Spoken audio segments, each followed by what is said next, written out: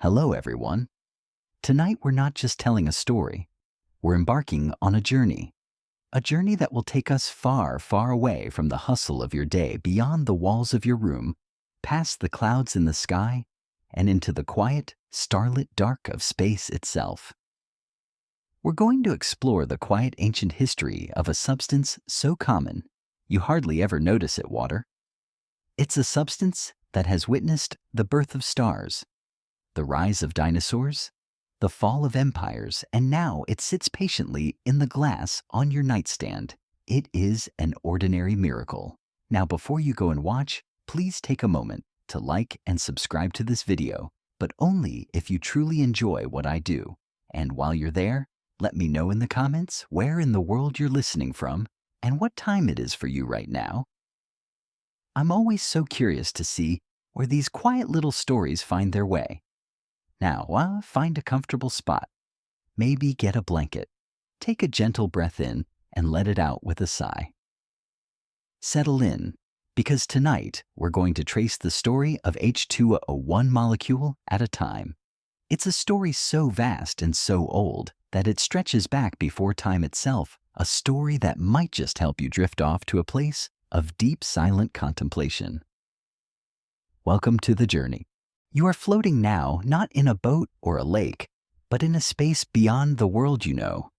Your body feels weightless, your mind light as if freed from the pull of gravity. The stars are not pinpricks of light in the distance. They are all around you, silent, immense, and patient. This is the realm of the cosmic background, the quiet hum of the universe that exists in the spaces between everything. It is here in this beautiful emptiness that the story of water truly begins. Not in a roaring ocean or a babbling brook, but in the faintest, most elegant whisper of creation. Imagine a stillness so profound that even thought seems too loud. You are in the heart of a nebula, a giant interstellar cloud of gas and dust. This isn't a cloud like the ones you see in the sky. This one is miles across, so vast that light would take years to cross it. Here the temperature is unimaginably cold, just a few degrees above absolute zero. And yet this cold is not hostile. It is a slow, quiet crucible where the most fundamental elements begin their dance. You can see them if you look closely. Tiny solitary atoms of hydrogen, the universe's most common building block, and oxygen forged in the hearts of distant dying stars. They are drifting slow as a dream with no urgency, no direction, simply existing. Your mind in this silent place feels a gentle nudge, a tiny, almost imperceptible pull. You are drawn toward a small ice-coated grain of dust. It's no bigger than a speck of glitter, and yet it holds the key to our story. On its surface, these two ancient elements, hydrogen and oxygen, find each other. In a slow, patient waltz, they bond. Two hydrogen atoms eager to share their single electrons find a single oxygen atom, and together they form a simple, perfect V shape, a water molecule. It's a process so delicate and so silent that if you tried to hear it, you would only be met with the hum of the universe itself. But you can feel it, a quiet, deep contentment as these atoms born in different parts of the cosmos finally find their way to each other. It's the kind of cosmic harmony that feels like the gentle chime of a bell. It's a bit like when you find that one missing sock after searching for weeks, a tiny, satisfying completion of a long journey. And just like that sock, this molecule is now ready for a journey of its own. You watch as countless other molecules form in the cosmic fog, each one a tiny, beautiful, and stubborn survivor. They are frozen little crystals of water ice, clinging to the dust, waiting for a push. That push comes in the form of gravity. Over eons, this slow, patient pull begins to gather everything. The cosmic dust, the frozen molecules, the solitary atoms, they are all drawn together, forming larger and larger clumps. These clumps in turn become bigger, still growing into rocks, and then asteroids, and then comets.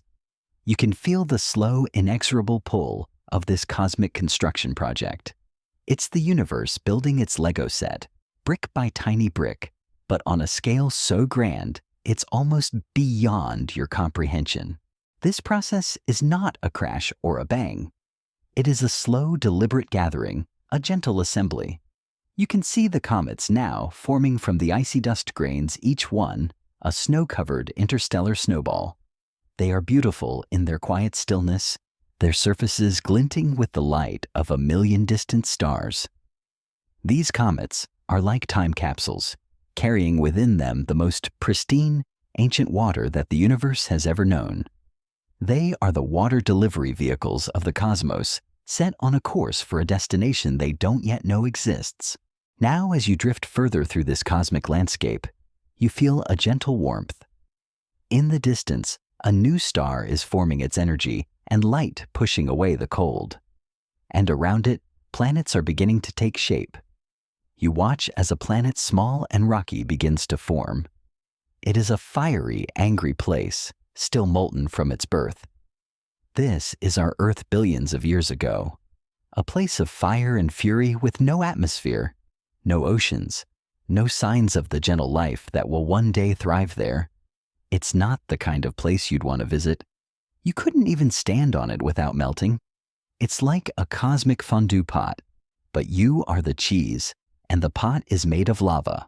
And here in this molten chaos, the story of water and earth truly intertwines. The comets you saw earlier, those cosmic snowballs of ancient water, are now being pulled into a gravitational dance with this new fiery world. They are not coming in peace. This period is known to scientists as the Late Heavy Bombardment, a rather dramatic and appropriate name. It's a time when the early Earth was pummeled by countless comets and asteroids, a relentless cosmic storm. You can see them streaking across the nascent sky, little icy arrows of hope, piercing the fiery atmosphere. Each impact is a catastrophic event, a flash of blinding light, and a tremor that shakes the very foundations of the planet. And with each impact, a tiny portion of that ancient cosmic water is delivered. It is a slow, tedious, and violent process. But it is also a necessary one. You can almost feel the planet sighing in relief with each drop. It's as if the universe is trying to hydrate this new world, one asteroid at a time.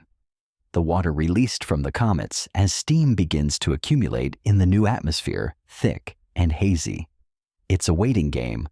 The water is there, but the planet is still too hot for it to settle down. It's like waiting for a boiling pot to cool down before you can finally pour the tea. And for millions of years, the water waits suspended in the suffocating heat of a world still in its infancy. Academic debate still rages about the exact origin of Earth's water. While many scientists support the theory that it was delivered by comets and asteroids, others propose that a significant portion of the water was already locked inside the Earth's mantle from its formation and was released over time through volcanic outgassing. It's likely a combination of both, with a bit of cosmic delivery and a bit of geological generosity. But regardless of its exact origin, what is certain is that the water that would one day fill the oceans, the rivers, and even the cells in your body began its journey in a place far beyond your wildest dreams. It is a story of interstellar travel on a scale that defies imagination, and all for the simple purpose of finding a home. As you float watching this cosmic dance of creation and delivery, you feel a deep sense of connection. The water inside you, the water in the cup beside you, is not just a liquid. It is a cosmic traveler. It is a memory of a time when the universe was new, when the stars were young, and when the earth was just a fiery speck in the dark. It is a piece of that ancient journey, that patient waltz of hydrogen and oxygen, that slow accumulation of dust and ice. This is the truth that science reveals, not with a bang, but with a quiet, poetic elegance. It reminds you that you are not just a product of this planet. You are a collection of atoms that have journeyed for billions of years, finally settling into the form you are today. It's a profoundly peaceful thought, isn't it? That you are a part of everything, a tiny temporary vessel for an eternal cosmic traveler. So take a moment now to simply be. Be in this quiet space, surrounded by the silent, shimmering light of distant galaxies. Feel the stillness, the calm, the deep sense of peace that comes from knowing you are part of a story so vast, so old, and so beautiful. The journey of water is your journey. And tonight, we're just getting started. Let the quiet hum of the universe be your lullaby. You are still drifting in that vast quiet space, the hum of the universe your only companion. The stars seem to stretch out into an endless tapestry, each one a distant memory, a promise of a story yet to be told. In the last chapter, you felt the gentle presence of water molecules, tiny V-shaped secrets, locked in cosmic frost, clinging to particles of dust. But where did they come from? How did something so simple, so perfect, find its way into a universe that began with a fiery, chaotic bang? To understand that, we must rewind the clock just a little back to the very first moments of everything. Imagine, if you will, the universe in its infancy. It's not the star-filled place we know today. It's a sea of radiation cooling, expanding, and incredibly already containing the seeds of everything to come. Just minutes after the Big Bang, the universe was little more than a hot primordial soup of fundamental particles. But the lightest and most plentiful element had already formed. That element was hydrogen. Think of it as the universe's go-to building block, the simplest, most ancient substance. It was just there, a sea of protons and electrons, patiently waiting for something interesting to happen. It's like the universe's most dedicated, quietest employee, always showing up first, ready to get to work. For a long time, not much happened. Hydrogen drifted in the dark. But as gravity began its slow, relentless work, it pulled this hydrogen together into vast, swirling clouds. Over eons, these clouds grew denser and denser until a point was reached where the immense pressure and temperature at their core ignited. A new star was born. And inside these blazing furnaces, something truly miraculous began. The process of nuclear fusion began to turn that simple hydrogen into heavier elements. It took unimaginable heat and pressure, but hydrogen atoms were being squeezed together, combining to form helium, then carbon, and eventually a crucial element for our story, oxygen. So now you have it. The two ingredients, hydrogen born in the first moments of creation and oxygen forged in the heart of a star that lived for millions of years, burning brightly until its life reached a spectacular end. A supernova. In that final brilliant explosion, the star scattered its carefully crafted elements, including oxygen, across the cosmos like cosmic confetti. Now these two ancient elements, one from the beginning of time and the other from the end of a star's life, were out there in the cold, dark silence of space. And here's where the magic, the gentle, poetic magic, truly begins. Space isn't a freeway. It's a vast, empty ocean. The chances of these two elements bumping into each other are incredibly small. So, how does it happen? It happens on the surfaces of those tiny dust grains you saw earlier. These grains, so cold and so unassuming, act as a kind of molecular matchmaker. Hydrogen and oxygen atoms drifting in the vast cosmic fog slowly, deliberately find their way to the surface of a dust grain. And there, in the stillness of that perfect cold environment, they bond. You have a single oxygen atom and two hydrogen atoms attaching to it, forming that slightly bent V-shaped structure we call water. It's like a cosmic meet-cute where two quiet souls finally find each other on a tiny frozen porch in the middle of nowhere. This simple molecular structure is the key to everything. That bent shape gives the water molecule a slight electric charge, a negative charge near the oxygen atom, and a slight positive charge near the hydrogen atoms. This polarity makes water sticky at a molecular level, allowing it to form hydrogen bonds with other water molecules. This isn't a violent, powerful bond, but a gentle, cohesive one. It's the reason why water forms droplets, why it has surface tension, and why, as we'll discover later, it's such a powerful solvent. You can imagine these tiny water molecules born in the cosmic cold clinging to each other, and to the dust grains as if holding hands for a long journey. Over time, these tiny ice-coated dust grains began to clump together, drawn by the same subtle force of gravity that created the stars themselves. Little clumps became bigger clumps. They gathered more dust, more rock, and more ice. This slow, patient process of accretion of gathering created the building blocks of planets, the comets, and the asteroids. It's a beautifully simple idea. The water that would one day fill the oceans was not born of fire and fury on a young Earth, but of a quiet, cold, gentle process in the vastness of space. It hitched a ride. It was delivered. It's the ultimate interstellar shipping service, and the water was the most precious cargo. For a long time, the scientific community believed that all comets were created equal, all carrying the same kind of ancient cosmic water. But in a wonderful example of science's self-correcting nature, a new detail came to light. The European Space Agency's Rosetta mission, which landed a probe on a comet in 2014, gave us a fascinating new clue.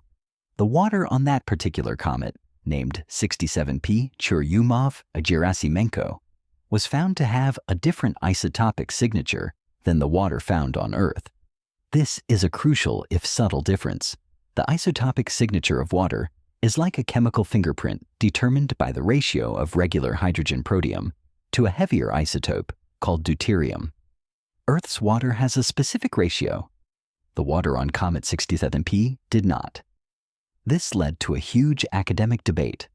Was Earth's water not from comets after all? Did it come from a different kind of comet, or from asteroids? Or was it created on Earth itself through volcanic activity? The mystery continues, and scientists are still looking for the perfect match, the true celestial snowball that delivered our oceans. This is one of those beautiful truths about science. It's not about having all the answers, but about the gentle, patient, and unending search for them. You can now begin to feel the scale of this delivery system. It's not just a few comets, it's countless millions of them, a slow, gentle rain of ice and dust and rock. Each one a carrier of water of life, of a promise. It's a reminder that even in the most desolate, uninhabitable places, life-giving substances are being forged and transported. It is a fundamental truth that the universe is a place of connection where elements born in one place find their way to another, all for a grander purpose. Consider for a moment the profound stillness of it all. The water you drink today, right now, might contain molecules that were born in this very way. Molecules that drifted for millions, perhaps billions of years in the vast dark before they were pulled into a comet, before that comet was pulled into the orbit of a young sun, before it collided with a fiery, molten world. It's a thought that can make a glass of water feel less like a simple drink and more like a time machine. The molecules in your body have a deeper history than any book you have ever read. It's a little bit like realizing your quiet, unassuming grandpa was once an interstellar rock star. So much of what we take for granted about water, from its ability to flow to its capacity to dissolve, comes from this initial quiet formation. The bent shape of the molecule, the subtle electric charge, the way it clings to its neighbors, it's all a direct result of its cosmic birth. Without that, bent water would behave very differently. It might not be a liquid at all at room temperature. It might be a gas or a waxy solid. The world as you know it would not exist. Your tea wouldn't brew, your body wouldn't function, and the oceans would be little more than a vast frozen expanse. It's a wonderful thought, isn't it? That a tiny, almost invisible cosmic detail has such a huge impact on your world. It's like finding out the entire plot of a movie was set in motion because someone accidentally dropped a tiny, oddly shaped coin. As you begin to feel the gentle pull back toward your own world, away from the quiet of space you carry with you, this new understanding that the most essential substance in your life began its journey as a whisper in the cosmic dark, that it was forged in the hearts of stars and in the cold vacuum between them, and that it traveled for an unfathomable amount of time just to be here with you now. It's a beautiful thought, a soothing thought, a reminder that you are part of a larger, more ancient story than you could ever imagine. Let this feeling settle in a deep sense of peace that comes from knowing you are connected to the very fabric of the universe. The journey of water and of you is just beginning. You are no longer drifting in the quiet of space. The gentle, silent journey has come to an end, and now you are witnessing a spectacle of fire and fury. Before you, a world is still in the throes of birth. This is Earth, and it is not yet blue. Its surface is a churning molten ocean of rock glowing red and orange, constantly roiled by volcanic eruptions and the shock waves of countless celestial impacts. The atmosphere, if you can call it that, is a thick, toxic haze of carbon dioxide, sulfur, and methane, completely opaque and stifling. You wouldn't want to be here, not even for a second. There is no air to breathe, and the ground would melt the soles of your shoes before you could even think to take a step. It's the ultimate do not disturb sign, a planetary tantrum in its purest form. But you are a quiet observer, a ghost in this primordial machine. You watch as the relentless dramatic bombardment of comets and asteroids continues a storm that has lasted for millions of years. Each collision is a catastrophic event, a flash of white-hot light, but it also releases something precious from deep within the icy hearts of these cosmic travelers. Water. Not as a liquid, but as vast plumes of superheated steam which rise into that thick, oppressive atmosphere, mingling with the other gases. The air above the molten surface is now a humid, hazy, and incredibly hot blanket of vapor, so thick that it would block out the sun entirely. You are witnessing a world being wrapped in a shroud of its own, making a watery cocoon of potential. And then with a sigh that could only be planetary in scale, something shifts. The surface of the planet, after eons of bombardment and volcanic activity, begins to cool. Slowly, patiently, a thin crust of solid rock forms, cracking and shifting like drying clay over the molten interior. With this cooling, the atmosphere begins to change. The heat is no longer enough to keep all that water vapor suspended. The condensation begins. Tiny droplets form in the great, thick clouds. And then it starts to rain. It's not a gentle spring shower. It's not a summer thunderstorm. It is a rain that has no beginning and no end. It falls from a sky you cannot see in torrents so immense and so constant that if you were to stand there, you wouldn't be able to tell where the sky ended and the ground began. This is the Great Deluge. This rain, which may have lasted for millions of years, hammered down on the barren volcanic rock carving channels, smoothing jagged edges and filling the lowest basins. It was a planetary rinse cycle, washing away the fire and the fury, preparing the world for what would come next. It's a humbling thought, isn't it? That the oceans, the vast and powerful oceans, were born from something as simple and as persistent as a continuous rainfall. It's a testament to the power of patience. Like a toddler asking for a cookie, repeated 1,000,000 times a day, eventually, the planet had no choice but to give in. As the water collected, the first oceans formed. These were not the tranquil blue seas we know today. They were hot. Imagine a bathtub filled with superheated water from a volcanic hot spring, laced with dissolved minerals and salts. They were also chaotic, with a constant churn of geothermal activity. Early Earth was still incredibly geologically active, and the ocean floor was dotted with underwater volcanoes, spewing mineral-rich, superheated water from hydrothermal vents. This created a strange alien landscape beneath the waves, one that was likely murky and sometimes reddish from the high concentration of iron. It was a mineral soup, less of a Caribbean paradise, and more of a science experiment. These early oceans were the stage for an incredible amount of change. The intense pressure and unique chemistry began to reshape the very crust of the planet. Water is a remarkable sculptor. It seeps into cracks, and even in this liquid form, its sheer volume and pressure began to break apart rock and carry sediment. It started to create a kind of planetary personality, a geological fingerprint. It carved out the first primitive riverbeds and valleys, even though those rivers were just an extension of the oceans themselves. This is one of the beautiful truths about water. It is a force of immense power, but it wields that power with a slow, quiet determination, not with an explosive rage. An interesting and a less-known detail about this time is that the early Earth may have been a water world, completely covered by a global ocean with no visible continents. It was a world without shores. The land you are standing on, the continents that give our world its shape, were not yet fully formed. They were just scattered volcanic islands, slowly beginning to rise from the depths. The idea that our home was once a vast, featureless sea of hot, murky water is a profound one.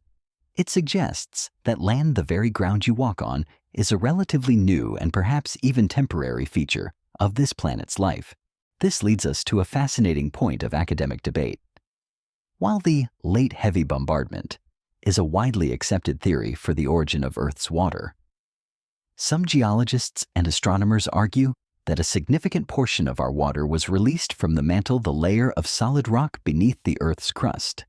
They propose that as the planet cooled, water vapor, which had been locked deep within the minerals, slowly seeped to the surface through a process called volcanic outgassing. This water then condensed and contributed to the Great Deluge.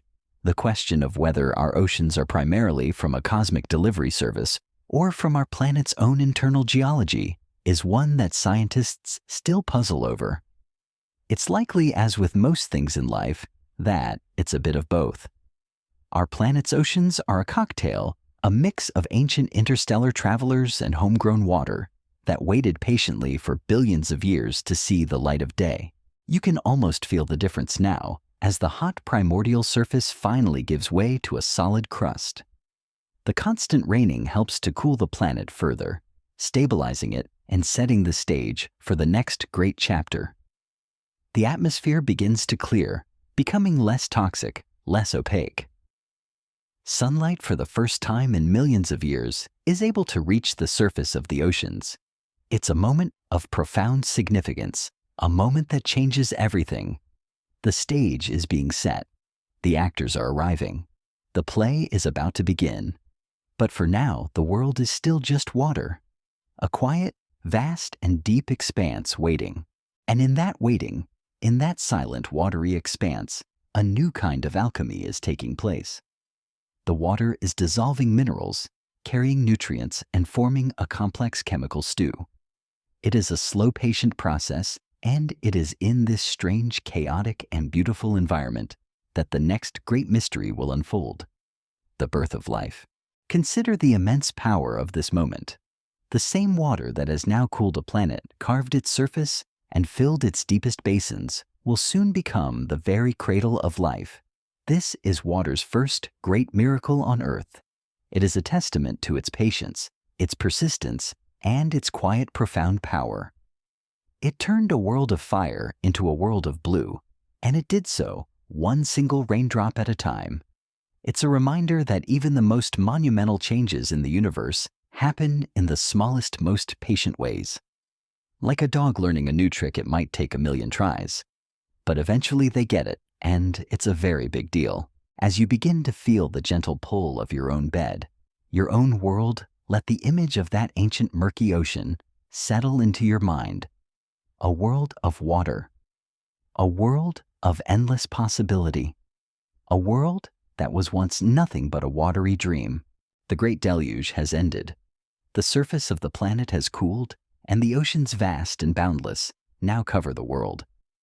You are floating in this expanse, which is still murky and hot, a kind of primal mineral soup. But we are not going to look at the surface, at the hazy sky above. Instead, let us descend a quiet, effortless journey into the dark. Deeper and deeper you go past where the last glimmer of sunlight can penetrate into a world of immense pressure and profound stillness. The temperature drops until you are in the frigid abyss, a place where no light has ever touched. And yet, this is where our story truly gets interesting. In the 1970s, a team of oceanographers, using a submersible named Alvin, made a stunning discovery. They were exploring the deep-sea floor, a place long thought to be a barren, lifeless desert. But they found something extraordinary. Fields of tall chimney-like structures, spewing black superheated water from within the Earth's crust. These were hydrothermal vents. And around them, thriving in the total absence of sunlight, was a bustling ecosystem of strange, otherworldly creatures. Giant tube worms, blind shrimp, and pale crabs. It was a revelation. It proved that life could exist without the sun. It also gave scientists a new compelling idea. Perhaps this is where life on Earth began. You are now in one of these ancient, primordial vent fields. The water here is not freezing cold. It is superheated by the magma below, gushing out in plumes of dark, mineral-rich liquid. It's a surreal alien landscape with towering structures of sulfide and other minerals rising from the seafloor. This place is loud with the bubbling of the vents, but it is also a place of immense potential. The extreme heat, the unique chemistry, the constant flow of energy. It's a perfect laboratory for life. It's like a cosmic kitchen with all the ingredients gathered, and the stove turned on just waiting for the first meal to be cooked. At this level of immense pressure, and with the unique chemistry, you find an almost perfect environment for a new kind of chemistry to unfold. Simple organic molecules. The building blocks of life are forming here. Carbon, hydrogen, oxygen, nitrogen. They're all present in the water, in the gases, in the minerals. And they are all interacting, bumping into each other, joining together in more and more complex ways. The water in this chaotic yet structured environment is the medium for all of this. It's a solvent, like no other, able to dissolve salts, gases, and all sorts of complicated organic molecules. This flexibility is what allows chemical reactions to take place quickly and efficiently. Without water, the first biochemical steps toward life would have been like trying to assemble a Lego castle in a room full of marbles. Everything would just slide past each other, unable to connect. One of the most fascinating things about this environment is that it provides a continuous supply of energy. The chemical gradients between the superheated vent fluid and the cold surrounding seawater act like a natural battery, providing the power needed for molecules to bond and grow. Over time, these simple molecules start to assemble in more complex ways, and here is a lesser-known detail. A quiet miracle that water performs. It helps to form the very first membranes. Due to water's unique polarity, its molecules naturally align themselves around fats and other oil-like substances. This simple property causes these substances to spontaneously form tiny bubbles or films. These were the first primitive protocells, delicate bubbles that trapped molecules inside, protecting them from the chaotic environment outside and allowing them to get to work. Once those bubbles could replicate and store information, they weren't just chemistry anymore. They were biology. This idea that life began in the deep sea is known as the hydrothermal vent hypothesis. But it is not the only theory. Another long-standing idea is the primordial soup theory, which suggests that life originated in shallow sunlit ponds on the surface. Proponents of this theory argue that sunlight, with its ultraviolet radiation, could have provided the energy needed to drive the creation of complex organic molecules. This is still a hot topic of academic debate, and scientists continue to study both environments to see which one holds the best evidence for life's origin. But whether it was a sunlit pond or a deep-sea vent, what is not debated is that water was absolutely essential to the entire process. It wasn't a passive liquid. It was a co-conspirator. It's like having a friend who not only hosts your party, but also helps you plan the guest list, decorate the room, and keep the conversations going. And from these first simple cells, life began its long and slow march. They were not complex creatures. They were just chemistry doing its thing. They didn't have brains or dreams or hopes. They were just self-replicating bubbles, using the energy around them to make more of themselves. Over millions of years, these single-celled organisms diversified. Some learned to harvest energy, not from chemicals, but from the sun through a process called photosynthesis. And in a stunning twist of cosmic irony, these early photosynthesizers began to split water molecules to capture electrons releasing oxygen as a waste product. That little chemical trick performed by tiny invisible cells would go on to change the entire atmosphere of the planet. Oxygen, a toxic gas to many of these early life forms, began to accumulate in the atmosphere, triggering one of the most profound shifts in Earth's history. Water, having once come from the stars and reshaped the land, was now being broken apart by life helping to create the sky as we know it. This process took millions of years, a kind of planetary deep breath that was so slow and so subtle that you couldn't have noticed it happening. But it was happening. The stage was being set for more complex life to evolve. It's a bit like when you're baking a cake. You can't see the sugar dissolving or the eggs being whipped, but you know that every ingredient, every single tiny action is leading to a delicious result. And water in this case was the most important ingredient of all. Even today, every living cell relies on water. Your blood, your sweat, your tears. They're all mostly water. Water dissolves nutrients, transports oxygen, regulates temperature, and helps enzymes do their molecular magic.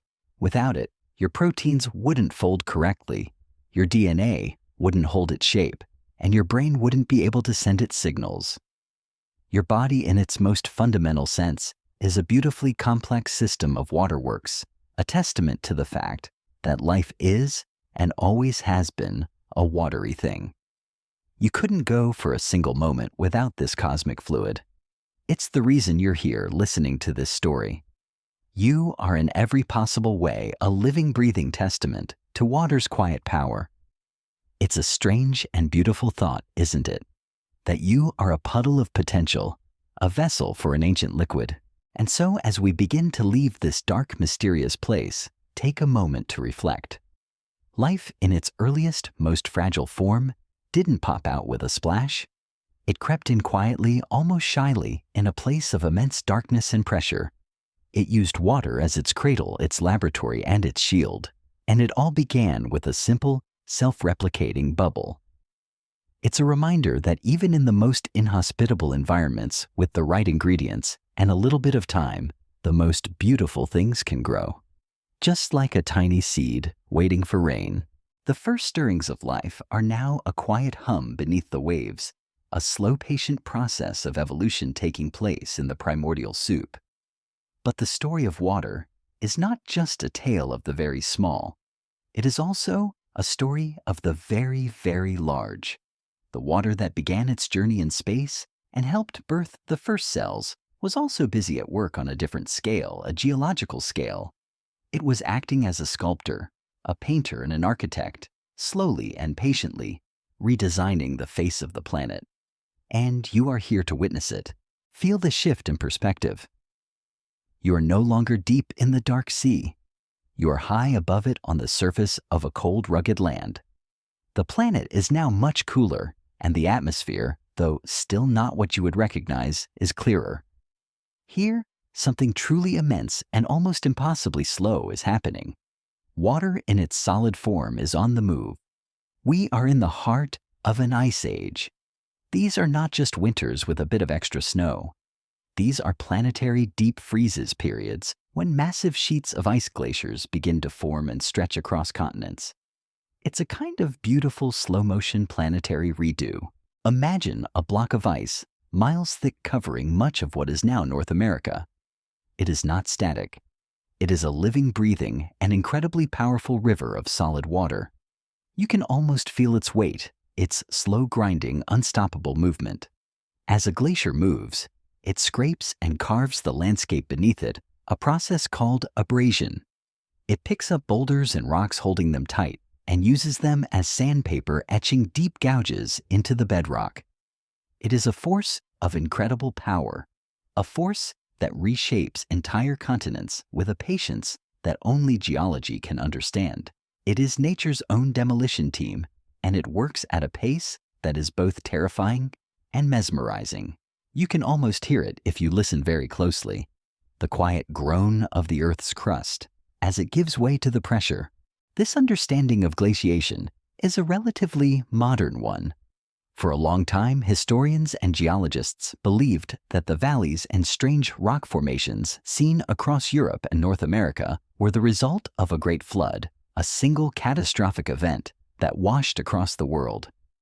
But in the 19th century, a Swiss scientist named Louis Agassiz proposed a radical new idea. He observed the deep grooves and scattered boulders in the Swiss Alps and argued that they were not the work of water, but of ice.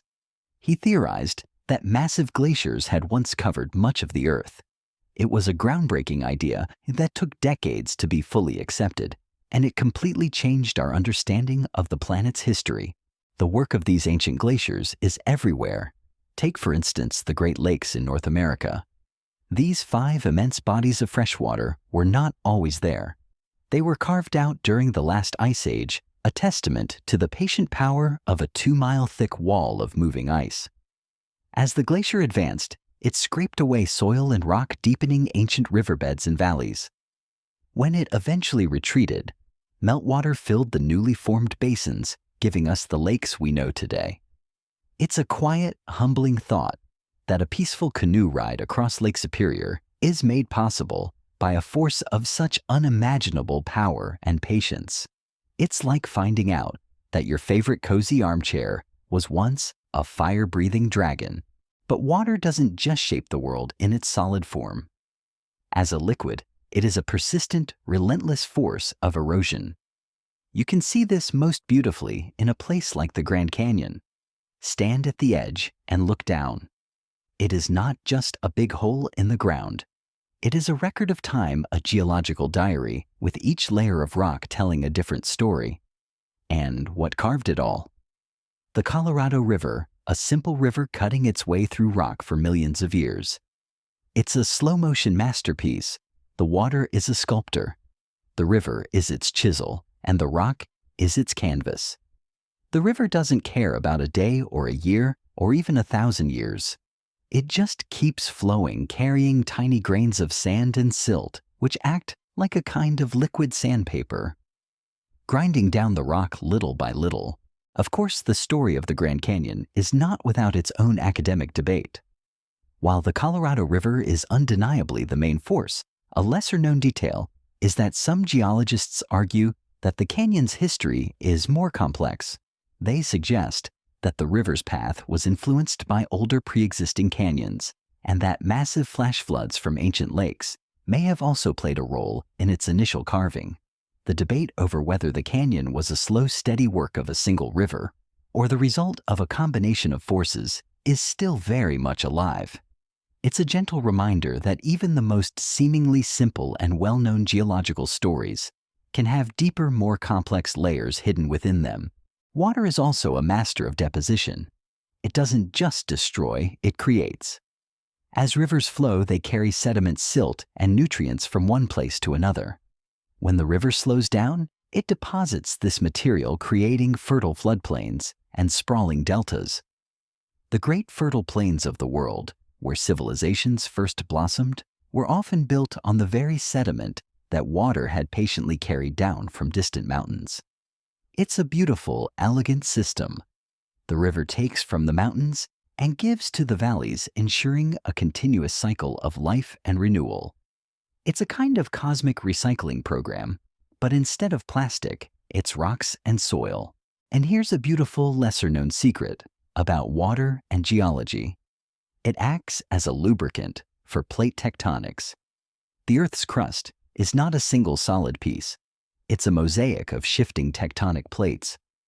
Many scientists believe that without water, the Earth's mantle would be too stiff for these plates to slide past each other. Water in trace amounts is subducted into the mantle at plate boundaries, where it lowers the melting point of the rock and allows the plates to move more fluidly.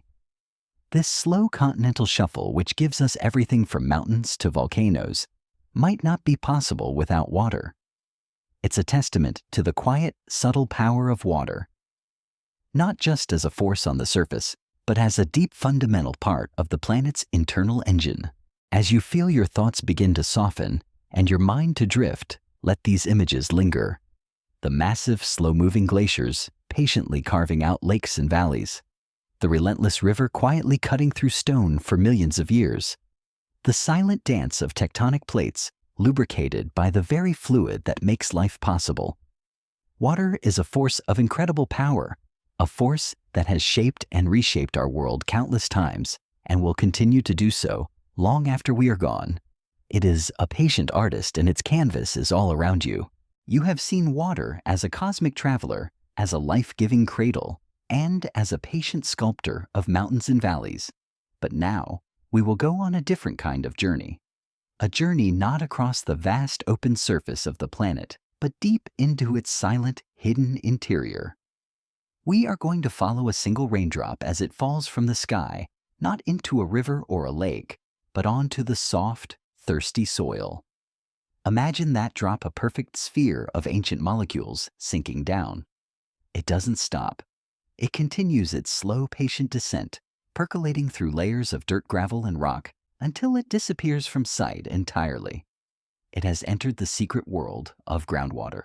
This is a world that is completely unseen and often forgotten. It is not a place of open-flowing streams or crashing waves. It is a world of quiet saturation.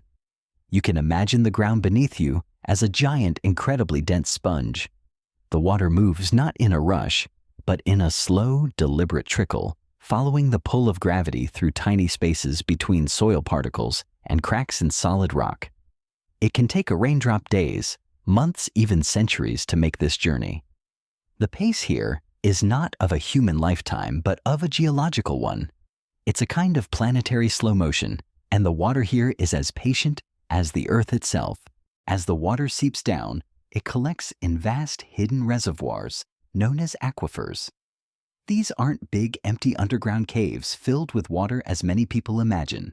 Instead, an aquifer is a layer of porous rock or sediment, like sandstone, limestone, or gravel, that is saturated with water. Think of it as a sponge, an immense, slow-moving subterranean sea.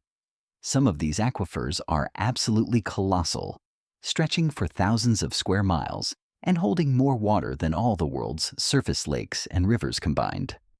The Ogallala Aquifer in the central United States, for instance, is one of the largest in the world, a truly silent ocean beneath the Great Plains that feeds farms and cities across 8 states. For most of human history, groundwater was a mystery. We knew it was there, bubbling up in springs, or found by digging a shallow well. We found its presence sacred and mysterious. The people of ancient Persia, however, figured out a way to not just find it, but to harness it with a truly remarkable feat of engineering. They built what are called qanats, which are gently sloping underground channels that tapped into mountain aquifers and carried water downhill to villages and farms in the dry desert landscape.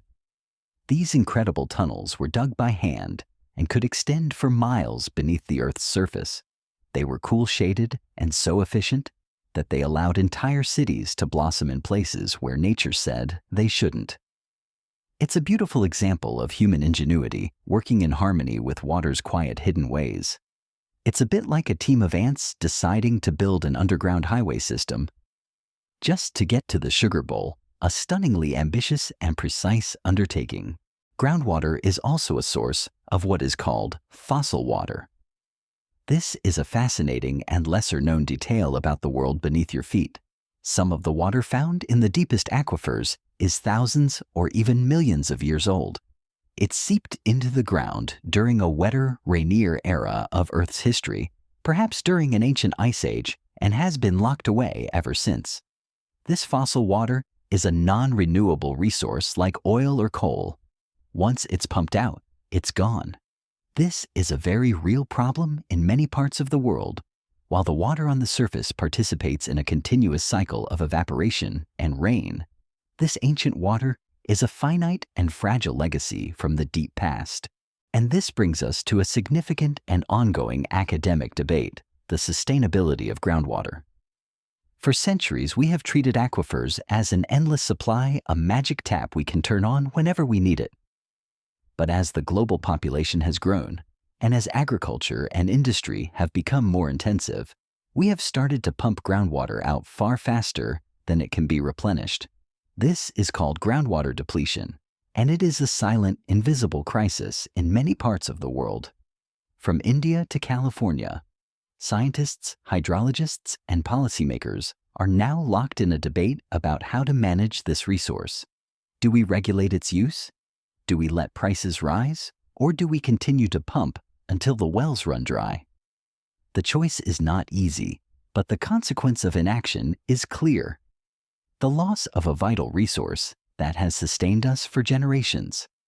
It's like discovering your savings account has an invisible silent withdrawal fee that gets bigger every time you use your debit card. And yet, despite these modern challenges, the quiet magic of groundwater remains. It is what feeds the crystal clear water of a mountain spring. It is what allows ancient giant sequoia trees to stand tall in a drought.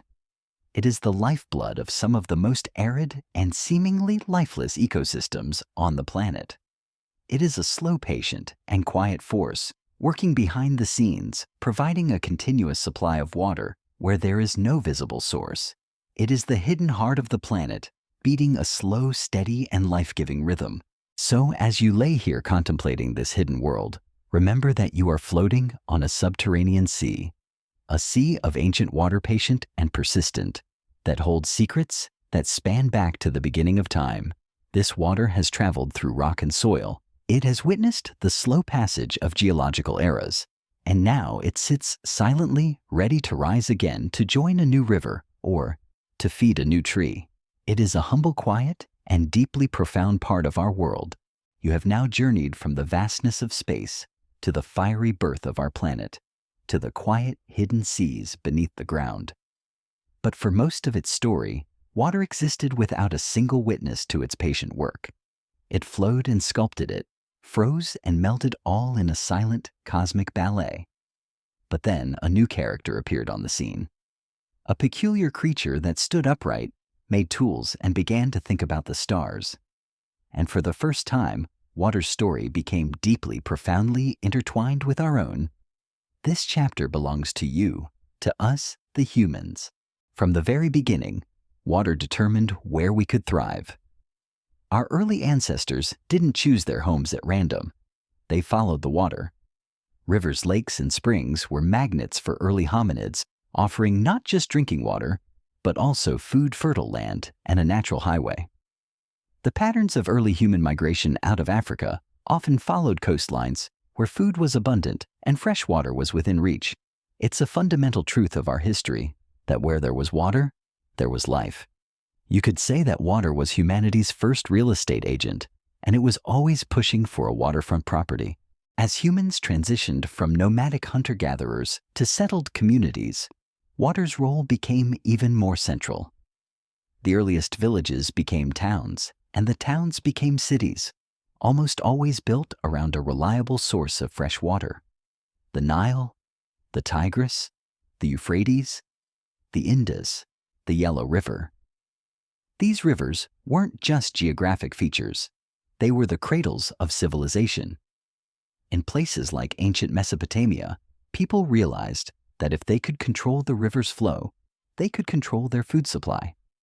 They dug canals, built reservoirs, and developed sophisticated irrigation systems to channel water to their crops even when the rains did not come.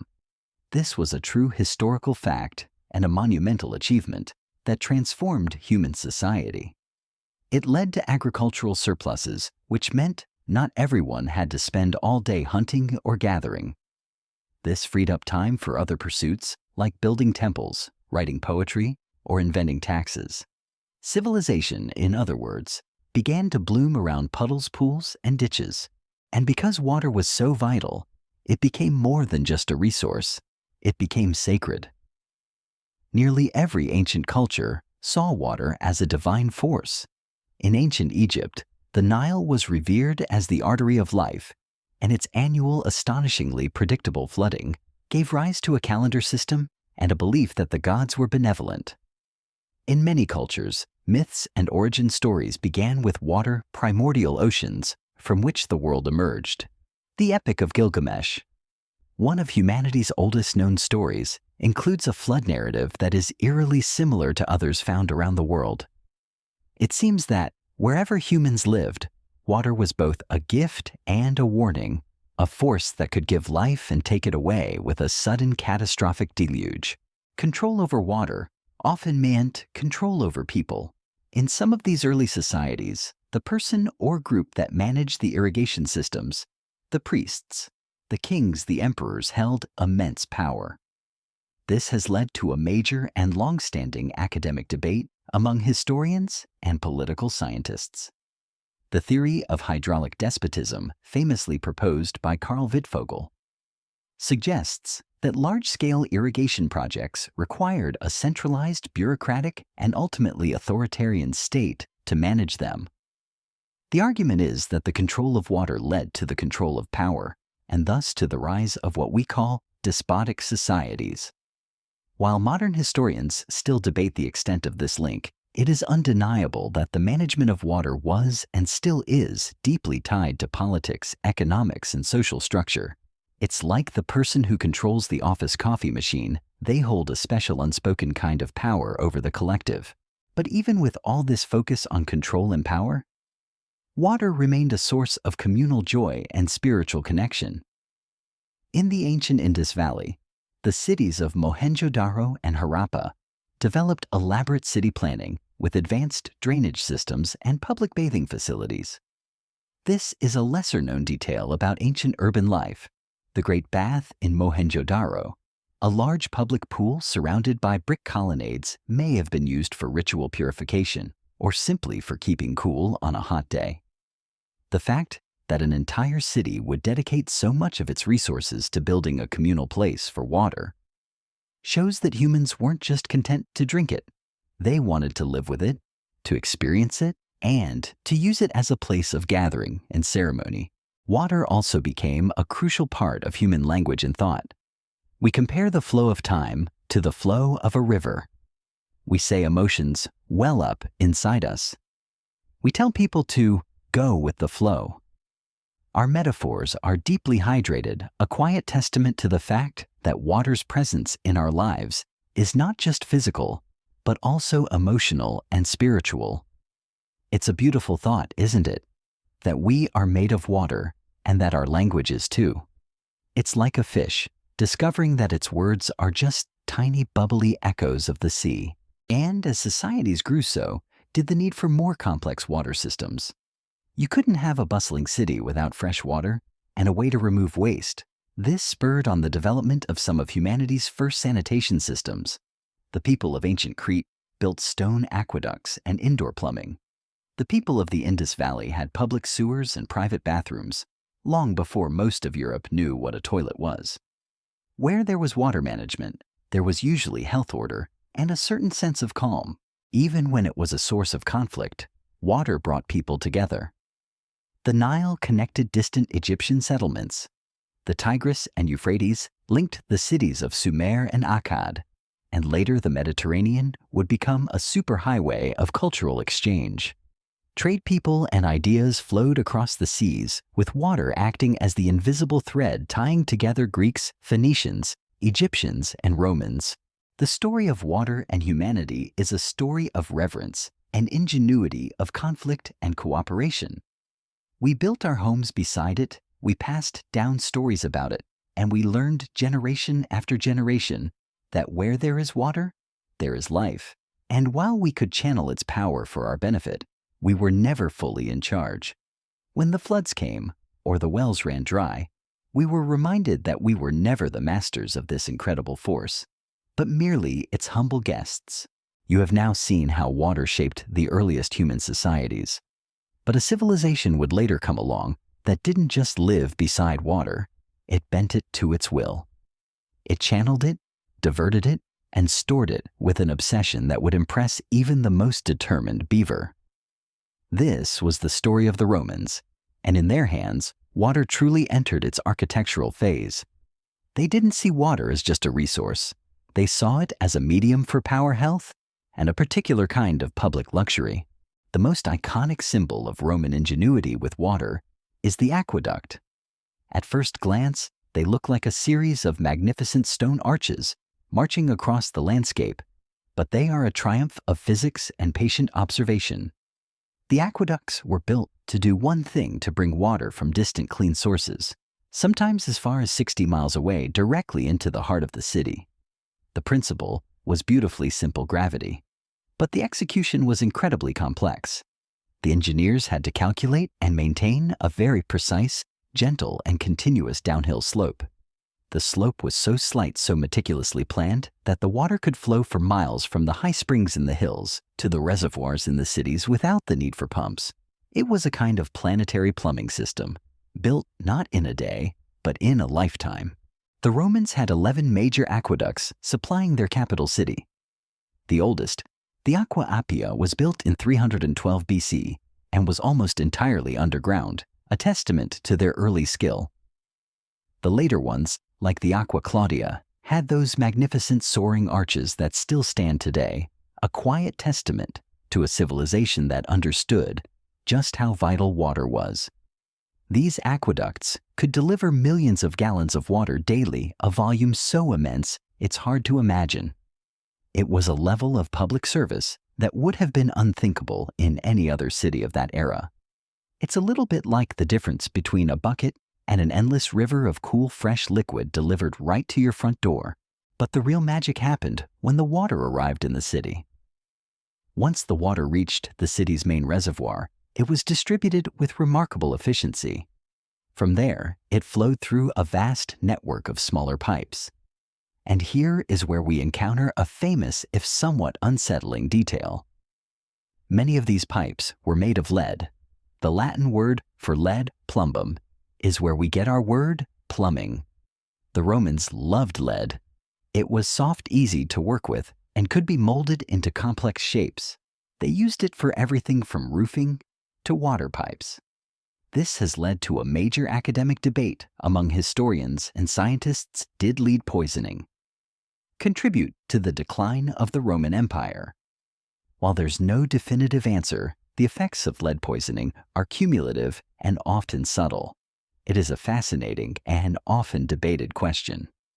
Were the Roman elites, who had lead pipes delivering water to their private villas, unwittingly dosing themselves with a tiny amount of neurotoxin every day? It's a sobering thought, but it is one that adds a layer of quiet irony to their magnificent architectural achievements. The water, once distributed, had 3 main destinations. The first was the public fountains, which were everywhere. These fountains provided free, clean drinking water for everyone, a true public good that was vital for health and sanitation. The second destination was the private villas of the wealthy, a symbol of status and luxury. And the third, and perhaps most famous destination, was the public baths, the thermae. The Roman baths were not just places to get clean. They were social hubs, cultural centers, and architectural statements. The larger complexes were immense, a combination of a modern-day gym spa community center and library, all rolled into one. You could spend an entire afternoon there, moving from the hot room caldarium to the warm room tepidarium to the cold plunge pool frigidarium. You could get a massage, listen to a lecture, read a book, or simply socialize with friends. Bathing was a ritual, a leisurely act of hygiene and community, and the water flowed constantly, ensuring cleanliness and freshness. It's hard not to be a little envious of a civilization that saw bathing as a central, beautiful part of daily life. The Romans also had a lesser-known but equally ingenious plumbing trick, the inverted siphon. For most aqueducts, they used arches to carry water across valleys. But for particularly deep or wide valleys, arches were impractical. So they would lay a series of sealed lead pipes down one side of the valley and up the other. The immense pressure of the water on the downhill side would force the water to rise back up on the other side. This was a sophisticated and brilliant use of hydraulic pressure, a testament to the depth of their scientific understanding. It's a quiet, invisible miracle of engineering that is often overshadowed by the grand arches, but it is just as important. It's a bit like a magic trick where the most impressive part is happening silently behind the scenes, far from the audience. The Romans' mastery of water was truly transformative. It allowed their cities to grow to an unprecedented size, supporting millions of people in a way that was cleaner and healthier than any other civilization before them. They proved that with ingenuity and ambition, water could be tamed. And while their empire eventually faded, the legacy of their waterworks remained. The idea of public water, of civic hygiene, of using a shared resource for the good of all, these are Roman ideas, and they have echoed down through history, shaping the world you live in today. So let your mind drift now to the sound of flowing water. Imagine the gentle hiss of water moving through a lead pipe, the quiet splash of a fountain, the warm steam of a Roman bath. It is all part of the same story, a story of humanity's slow, patient, and sometimes dangerous journey with water. You have seen the magnificent aqueducts and the grand public baths of the Roman Empire, a civilization that mastered the art of moving and managing water. But despite all their ingenuity, they were still fundamentally in the dark about one of water's greatest mysteries, the invisible life it could carry. For most of human history, clean drinking water was a bit of a gamble.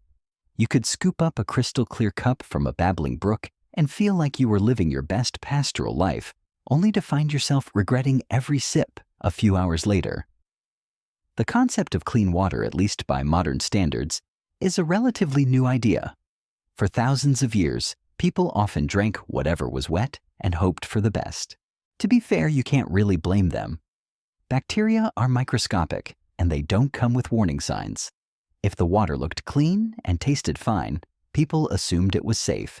But behind that fresh appearance could lurk a microbial jungle of unsavory characters, E. coli, cholera, giardia, and their many tiny friends. And yet, despite their ignorance of microbiology, ancient people did develop a few clever ways of improving their water. This is a fascinating, lesser-known detail. Texts from ancient India and Egypt, dating back nearly 2,000 years, describe techniques such as boiling water, exposing it to the sun, and filtering it through cloth or sand. The ancient Sanskrit text, the Sushruta Samhita, even mentions placing water in copper vessels and filtering it with charcoal methods that modern science now recognizes as genuinely effective. Copper has antimicrobial properties, and charcoal can absorb impurities. It's a wonderful example of practical wisdom arrived at by chance, thousands of years before the discovery of germ theory. It's like a person wearing a full raincoat just to avoid a light drizzle, only to find out it also saves them from a meteor shower. As cities grew, so did the problem of waste. By the Middle Ages and the early Industrial Revolution, rivers and wells, once central to city life, became dumping grounds for human waste, animal remains, and industrial runoff. The problem became a public health crisis. The rivers of London, Paris, and New York were so polluted that they were little more than open sewers. London's river fleet was known for its black and noisome stench. It wasn't just dirty, it was deadly.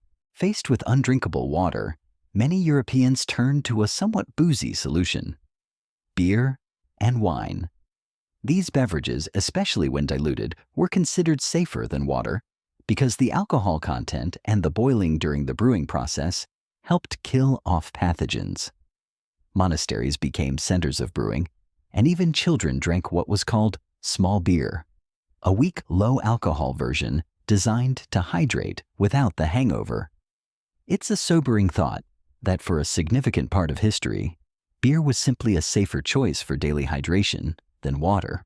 The crisis came to a head in the 19th century with the rapidly growing industrial cities. One particularly gruesome example was the Great Stink of London in 1858. A hot summer turned the River Thames into a foul, reeking slurry.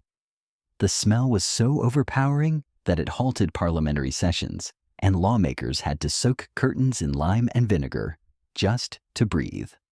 The smell was awful, but the consequences were worse. Cholera outbreaks swept through the cities, killing tens of thousands. For years, the prevailing theory was miasma, the idea that diseases were caused by bad air. People believed the stink itself was deadly, so they burned incense and held perfumed handkerchiefs to their noses, unknowingly ignoring the real culprit, the contaminated water. And then came one of the most quietly revolutionary moments in medical history. In 1854, during a massive cholera outbreak in London, a physician named Dr. John Snow conducted a study. He famously mapped the infections and traced them back to a single public water pump on Broad Street. After persuading officials to remove the pump handle, the outbreak slowed dramatically. It wasn't definitive proof, but it was a powerful hint that water, not air, was to blame. Dr. Snow's work laid the foundation for the modern understanding of waterborne diseases and the need for clean water systems. It's a beautiful, elegant moment in the history of science where a man with a map and a theory changed the world forever. It's a bit like a detective solving a huge crime just by looking at a map and finding one tiny obvious error. Soon after, major cities began investing in proper sewage systems and water treatment facilities. The invention of sand filtration, followed by chlorination in the early 20th century, transformed water from a health hazard into something safe, reliable, and downright miraculous. Chlorination in particular was a game changer.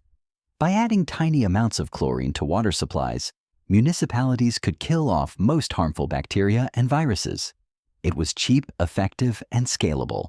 Within a few decades, it had saved millions of lives. The once unthinkable idea of turning on a tap and drinking straight from it became a standard part of life in many developed countries. This leads us to a modern-day academic debate.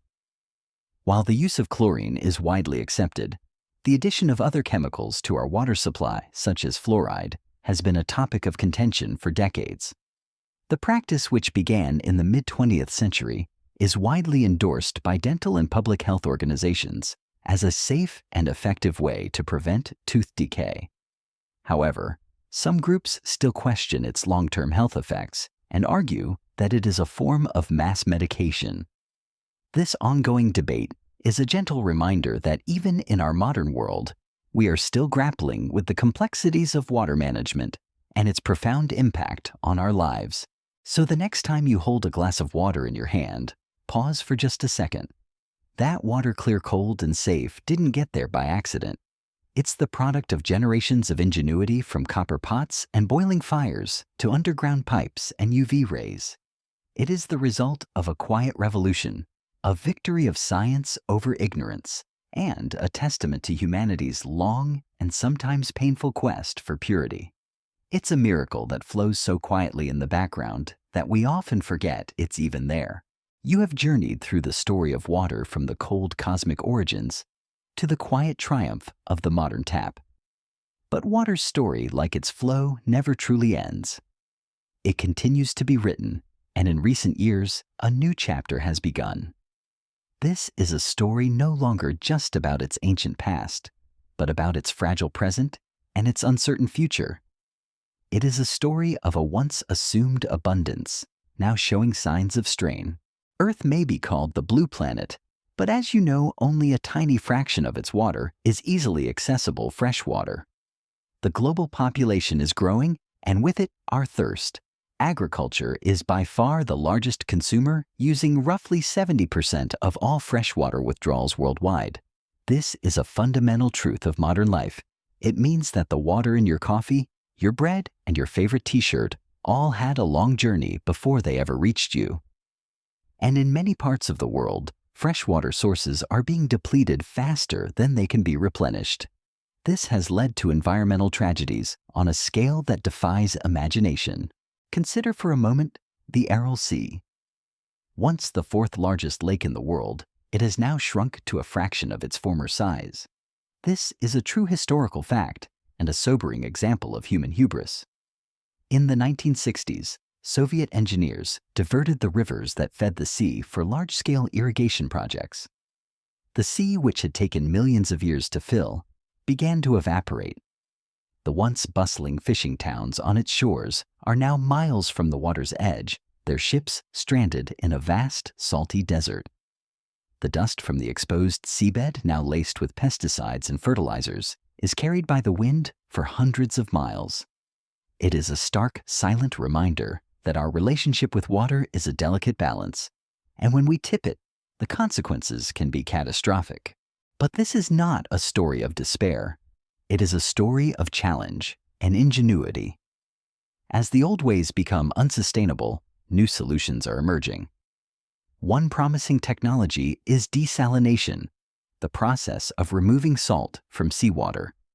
While traditionally seen as too energy-intensive and expensive, newer technologies are making it more viable. Countries like Israel and Saudi Arabia are already using large-scale desalination plants to supply a significant portion of their drinking water. This is a modern miracle, a way of turning the vast, salty oceans into a source of fresh water. It's like a person suddenly discovering they can turn lemons into lemonade, but on a planetary scale. And then there's water recycling. This is a truly fascinating and lesser-known detail of modern water management. Rather than letting used water go to waste, advanced treatment systems can clean it to a near-distilled purity and reuse it. Some cities like Singapore have embraced this technology, which they call new water. Using a combination of microfiltration, reverse osmosis, and ultraviolet light to recycle wastewater into clean, potable water. It's a concept that can be a bit off-putting, often referred to as toilet to tap. But it is incredibly efficient and an elegant solution to a very serious problem. It's a testament to the fact that water is a remarkably forgiving substance. Treat it well, and it will give back to you. It's like finding out your discarded clothes can be recycled into a brand new, beautiful sweater. This brings us to a crucial academic debate that is raging across the globe, the debate over water privatization versus public ownership. Water is a human right, but it is also a commodity. Should it be managed by private corporations who may be more efficient, but are driven by profit? Or should it remain under public control, a shared resource for all citizens, but one that may be vulnerable to bureaucracy and underfunding? There are strong arguments on both sides, and the outcome of this debate will shape the future of water access for millions of people. It is a quiet, continuous struggle fought in boardrooms and city halls, a far cry from the ancient battles over river rights, but with just as much at stake. But the most important part of this story is not in boardrooms or on distant shores. It's here with you. The future of water will not be shaped by a single technology or a single policy. It will be shaped by how we think about it, how we talk about it, and how we teach the next generation to respect it. We have to learn to see water not as an endless commodity, but as a shared legacy, a trust passed down from generation to generation. So as we reach the end of this journey, let your thoughts drift. The water in the glass beside your bed is a cosmic traveler. It has been to the hearts of stars. It has fallen as rain for 1,000,000 years. It has carved canyons. It has filled the baths of emperors, and it has sustained every living thing that has ever existed. It connects us all. It connects continents, ecosystems, and cultures. It is humble, ordinary, and yet utterly extraordinary. Tonight, as you settle in, let your mind become quiet. The gentle hum of the world, the slow rhythm of your own breath, the cool, silent presence of water, they are all part of the same unending song. Let the idea that you are a part of something so ancient and so beautiful bring you peace. There is no need for rush or hurry. You are home. The journey is complete and a new one. A journey into dreams is just beginning. Let the currents carry you. You are safe. You are a part of a much larger and much more beautiful story than you could ever imagine. Let yourself go.